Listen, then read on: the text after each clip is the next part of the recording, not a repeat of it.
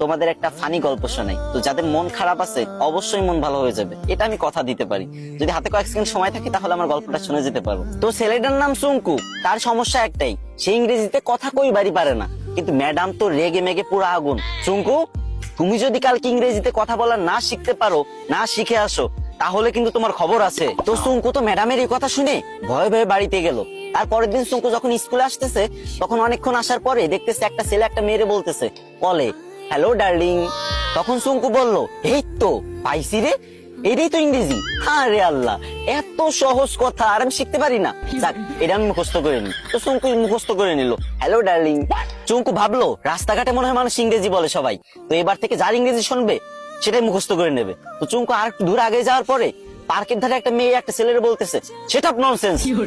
তো চুঙ্কু বলবো, এই তো আর একটা ইংরেজি পাইছি, সেটা ননসেন্স। এটা শিখে নিল। চুঙ্কু তো মহা খুশি, ভাবতেছে মনে মনে, কি রে, আমি দুইটা ইংরেজি শিখে গেছি, আজকে তো ম্যাডাম আমার কিছু কইতে পারবে না। আর একটু আগে যাওয়ার পরে বাস থেকে লোক নামবে, ঠিক আছে, তো সুপারভাইজার বলতেছে লেডিস ফার্স্ট, লেডিস ফার্স্ট।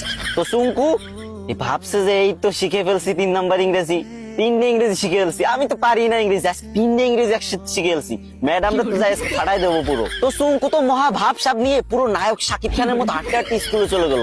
স্কুলে যাবার পর যখন ম্যাডাম ক্লাসে আসলো, তখন সবাই দাঁড়ায় বললো, গুড মর্নিং ম্যাম। তখন চুঙ্কু তো ইংরেজি শিখছে এবার। তো চুঙ্কু কি বলবে?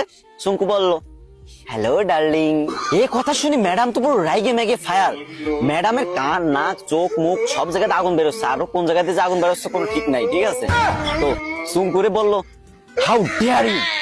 চুঙ্কু বলছে, সেটা ননসেন্স। ম্যাডাম তো এবার পুরোই রেগে মেগে হট, বলছে, চুঙ্কু চলো প্রিন্সিপালের কাছে, আজকে তোমার খবর আছে। এদিকে চুঙ্কু বলতেছে, ম্যাম লেডিস ফার্স্ট। গাইস, তোমাদের হাসানোর জন্য মেয়েদের থেকেও বেশি ন্যাকামি করতে হয়। তো তোমরা হাসছো তো, মন ভালো হয়েছে তো, কিন্তু আমার কিন্তু কষ্ট হয়েছে অনেক, গলাটা পুরো ভেঙে গেছে।